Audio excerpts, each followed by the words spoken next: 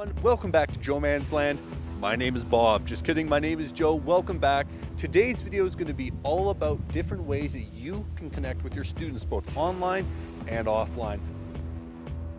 Most schools, at least in terms of the online space, will provide you with required textbooks, curriculum, and things that you need to get through for sure. Some really focus on phonics, some really focus on grammar, and you need to figure out as a teacher how you can incorporate all these different aspects of the lesson into your teaching style.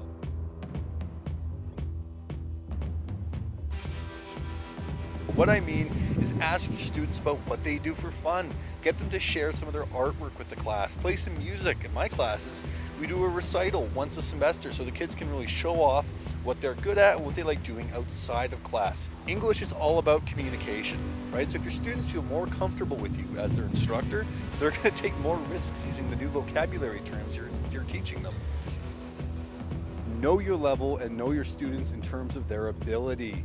I find a lot of teachers often try to teach above what the students are comfortable with, and I think this is something that's really important to factor into your teaching method. You're not teaching a university student typically, well, maybe you are depending on the age, but even if you're teaching university students, they're not going to be comfortable with you using a lot of the different language that you're used to using, as well as the speed at which you speak. So make sure that when you're teaching, that you're not teaching for yourself, but you're actually teaching for your students, and that your teaching method reflects their level. Have fun and be yourself. Students can always tell if you're not being who you are. And I think that when you're teaching, you need to make sure that your personality comes out and that you're not pretending to be someone that you're not.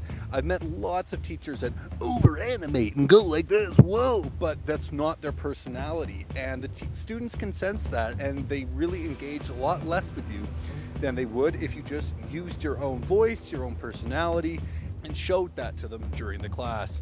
All right, everyone, thank you so much for watching. I really hope you enjoyed this video. I hope these tips and tricks are helpful for you in your own online or offline classroom. If you've got any other ideas or you think one of my tips and tricks might not be useful, please comment below because I would love to hear about it.